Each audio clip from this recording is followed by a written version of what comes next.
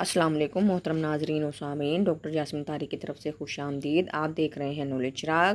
چلتے ہیں encyclopedia of قرآن پاک، چیپٹر نمبر 9، سورۃ توبہ۔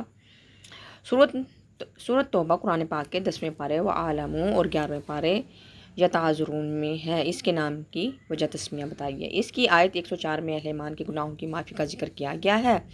اس کا نام سورۃ برأت بھی ہے، یعنی چھٹکارا۔ سورۃ توبہ کو سورۃ برأت کیوں کہتے ہیں؟ اس کے آغاز میں مشرکین سے بری الذمہ ہونے کا اعلان کیا گیا ہے۔ سورۃ توبہ کی کتنی آیات 10ویں پارے میں اور کتنی آیات 11ویں پارے میں ہیں؟ کل آیات 129 ہیں۔ 10ویں پارے میں 1 سے 93 آیات، 11ویں پارے میں 94 سے 129 آیات، 36 آیات۔ سورۃ توبہ قرآن پاک کی دوسری منزل میں ہے۔ اس کا دور نزول کیا ہے؟ یہ مدنی سورت ہے جو رسول پاک صلی اللہ علیہ وآلہ وسلم کی مدنی زندگی کے آخری دور میں 9 ہجری میں نازل ہوئی۔ سورۃ توبہ کا پہلا حرف بے اور آخری حرف میم ہے۔ حروف کی کل تعداد بتا دیں، اس میں کتنے کلمات ہیں؟ اس سورت میں کل 11,360 حروف ہیں۔ کلمات کی تعداد 2,537 ہے۔ سورۃ توبہ میں نبی کریم صلی اللہ علیہ وسلم کے کون سے اسم مبارک آئے ہیں؟ آیت بتا دیجیے۔ رعوف الرحیم، آیت 129، پارہ 11، یتعاذرون۔ سورۃ توبہ میں کس پیغمبر کا ذکر آیا ہے؟ آیت 30 میں حضرت عزیر علیہ السلام کا۔ قرآن پاک میں ان کا ذکر صرف ایک مرتبہ سورۃ توبہ میں آیا ہے۔